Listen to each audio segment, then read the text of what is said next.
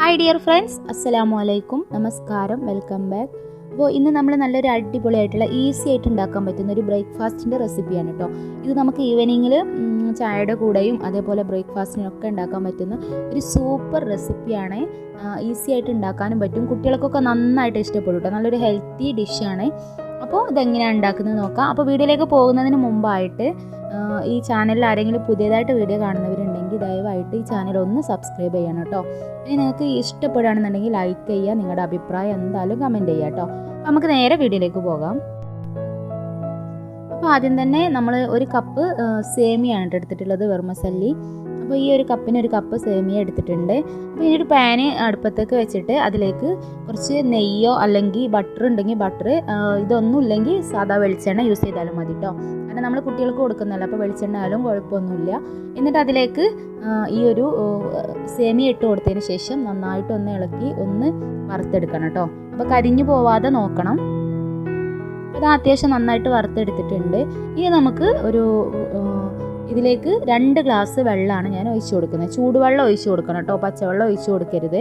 അപ്പോൾ ആദ്യം നമ്മൾ ഒരു കപ്പ് സേമിയ എടുത്തത് കാരണം 2 ഗ്ലാസ്സിനാണ്, കപ്പിനായാലും കുഴപ്പമില്ല, 2 കപ്പ് വെള്ളം ഒഴിച്ചു കൊടുക്കുക. നല്ല ചൂടുള്ള വെള്ളം ഒഴിച്ചു കൊടുക്കുക കേട്ടോ. അതിനുശേഷം നന്നായിട്ടൊന്ന് ഇളക്കി കൊടുക്കുക. ഇത് നന്നായിട്ടൊന്ന് വേവിച്ചെടുക്കണം. ഇനി നമുക്കിതിലേക്ക് ആവശ്യത്തിനുള്ള ഉപ്പ് ചേർത്ത് കൊടുക്കാം. ഉപ്പ് ചേർത്ത് കൊടുക്കുമ്പോൾ ശ്രദ്ധിച്ചിട്ട് ചേർക്കണം, കാരണം ഈ ഒരു സേമിയയിലേക്കുള്ള ഈ ഒരു ഉപ്പ് മാത്രം നമ്മൾ ചേർത്താൽ മതി കേട്ടോ. അങ്ങനെ ഉപ്പും കൂടെ ഇട്ട് കൊടുത്തതിന് ശേഷം നന്നായിട്ടൊന്ന് വേവിച്ചെടുക്കുക. അപ്പോൾ സേമിയൻ്റെ വേവ് ഒന്ന് ഇതുപോലെ ഒന്ന് എടുത്തിട്ടൊന്ന് നോക്കുക. അപ്പോൾ ഒന്ന് സേമിയ ഒന്ന് എടുത്തിട്ടൊന്ന് ഞെക്കി നോക്കാം. എന്നിട്ട് നല്ല വേവായി, ആവശ്യത്തിനുള്ള വേവായതിനു ശേഷം നമ്മളിതുപോലെ ഒരു അരിപ്പ അല്ലെങ്കിൽ സ്റ്റൈനർ വെച്ചിട്ട് അതിലേക്കൊന്ന് ഒഴിച്ചു കൊടുക്കുക. ഇതിലുള്ള വെള്ളമൊക്കെ ഒന്ന് വാർന്നു പോകാൻ വേണ്ടിയിട്ടാണ്. എന്നിട്ട് അതിൻ്റെ മുകളിൽ കുറച്ച് നല്ല തണുത്ത വെള്ളം കൂടെ ഒന്ന് ഒഴിച്ചു കൊടുക്കുക. എന്നിട്ട് നമുക്ക് അവിടെ മാറ്റി വെക്കാം. ഇനി ഞാനൊരു പാന് അടുപ്പത്തേക്ക് വെച്ചിട്ടുണ്ട്. ഇതിലേക്ക് ബട്ടറാണ് നല്ലത് കേട്ടോ. ബട്ടർ ഉണ്ടെങ്കിൽ 2 സ്പൂൺ ബട്ടർ ചേർത്ത് കൊടുക്കുക, അല്ലാന്നുണ്ടെങ്കിൽ നെയ്യ് ചേർക്കാം. അപ്പോൾ അത് നന്നായിട്ടൊന്ന് ചൂടായതിന് ശേഷം ഇതുപോലത്തെ ഇത് നമ്മുടെ ഈ കടല കണ്ടില്ലേ, നിലക്കടല, ഇത് ഞാൻ കുറച്ച് എടുത്തിട്ടൊന്ന് വറുത്തെടുത്തിട്ടുണ്ട് കേട്ടോ.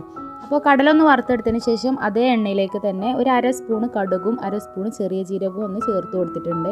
ഇത് രണ്ടും ചേർത്ത് കൊടുത്ത് കടുകൊക്കെ നന്നായിട്ട് പൊട്ടി വന്നതിന് ശേഷം നമുക്കിതിലേക്ക് ഒരു ചെറിയൊരു സവാള ഞാൻ നല്ല പൊടിയായിട്ട് അരിഞ്ഞെടുത്തിട്ടുണ്ട് കേട്ടോ. ഈ ഗ്രൈൻഡർ വെച്ചിട്ട് അരിഞ്ഞെടുത്താലും മതി. അപ്പോൾ ആ ഒരു സവാളയും കൂടെ ചേർത്തിട്ട് നന്നായിട്ടൊന്ന് വഴറ്റിയെടുക്കാം. സവാള ഒന്ന് അത്യാവശ്യം ഒന്ന് കുക്കായതിന് ശേഷം നമുക്കിതിലേക്ക് കുറച്ച് ക്യാരറ്റ് ഒന്ന് ഗ്രേറ്റ് ചെയ്ത് ചേർത്ത് കൊടുക്കാം. ഈ ഒരു സമയത്ത് ഇതിലേക്ക് ക്യാപ്സിക്കം അതേപോലെ ഗ്രീൻ പീസ്, വേവിച്ചെടുത്ത ഗ്രീൻ പീസും ഒക്കെ ചേർത്ത് കൊടുക്കാം. ഇത് ഞാൻ മോനിക്ക് മുളക് കടിക്കുമെന്ന് വിചാരിച്ചിട്ട് മുളക് ഇപ്പോൾ ചേർത്ത് കൊടുക്കുന്നില്ല. പിന്നെ ക്യാപ്സിക്കം എൻ്റെ കയ്യിലില്ലായിരുന്നു കേട്ടോ. അപ്പോൾ ക്യാപ്സിക്കം ഉണ്ടെങ്കിൽ അതും ചേർത്ത് കൊടുക്കാം. പിന്നെ ഈ ഒരു മസാലയിലേക്ക് ആവശ്യമായിട്ടുള്ള ഉപ്പ് മാത്രം നമ്മൾ ചേർത്താൽ മതി. നമ്മൾ ഓൾറെഡി സേമിയയിൽ ഉപ്പിട്ടിട്ടുണ്ട്. അപ്പോൾ ഇതിലേക്ക് വേണ്ടി മാത്രം കുറച്ച് ഉപ്പ് ചേർത്തിട്ട് നന്നായിട്ടൊന്ന് മിക്സ് ചെയ്ത് ഇതൊന്ന് കുക്ക് ചെയ്തെടുക്കാം കേട്ടോ. ഓവർ കുക്ക് ആവണ്ട. ഇപ്പോൾ ഇത് അത്യാവശ്യം നന്നായിട്ട് കുക്കായി വന്നിട്ടുണ്ട്. ഇനി ഇതിലേക്ക് നമുക്ക് കുറച്ച് കുരുമുളക് പൊടി ചേർത്ത് കൊടുക്കാം. എരിവിന് ആവശ്യമായിട്ടുള്ള കുരുമുളക് പൊടിയും കൂടെ ചേർത്തിട്ട് നന്നായിട്ടൊന്ന് മിക്സ് ചെയ്ത് എടുക്കാം. ഇപ്പോൾ ഞാൻ നന്നായിട്ട് മിക്സ് ചെയ്തെടുത്തിട്ടുണ്ട്. ഇനി ഇതിലേക്ക് നമ്മൾ നേരത്തെ ഊറ്റി മാറ്റി വെച്ചിട്ടുണ്ടായിരുന്ന സേമിയ ഒന്ന് ചേർത്ത് കൊടുക്കാം. സേമിയ ചേർത്ത് കൊടുത്തിട്ട് ഇതുപോലെ ഒന്ന് ഉടച്ചു കൊടുത്തതിന് ശേഷം നന്നായിട്ടൊന്ന് മിക്സ് ചെയ്തെടുക്കാം കേട്ടോ. നമ്മൾ മുകളിൽ വെള്ളം ഒഴിച്ചത് കാരണം, നല്ല തണുത്ത വെള്ളം ഒഴിച്ചത് കാരണം ഇത് വേറിട്ട് തന്നെ നിൽക്കും കേട്ടോ. അങ്ങനെ ഒട്ടി പിടിച്ചൊന്നും നിൽക്കൂല, നല്ല അടിപൊളിയായിട്ട് തന്നെ കിട്ടും കേട്ടോ. അപ്പോൾ നന്നായിട്ടൊന്ന് ഇളക്കി മിക്സ് ചെയ്ത് കൊടുക്കാം. ഇത് ഞാൻ നന്നായിട്ട് ഇളക്കി മിക്സ് ചെയ്ത് കൊടുത്തിട്ടുണ്ട്. ഇനി നമ്മൾ നേരത്തെ വറുത്ത് മാറ്റി വെച്ചിട്ടുണ്ടായിരുന്ന കടല ഒന്ന് ചേർത്ത് കൊടുക്കാം. കടലയും കൂടെ ചേർത്തിട്ട് നന്നായിട്ട് ഒന്നും കൂടെ ഒന്ന് മിക്സ് ചെയ്തെടുക്കാം.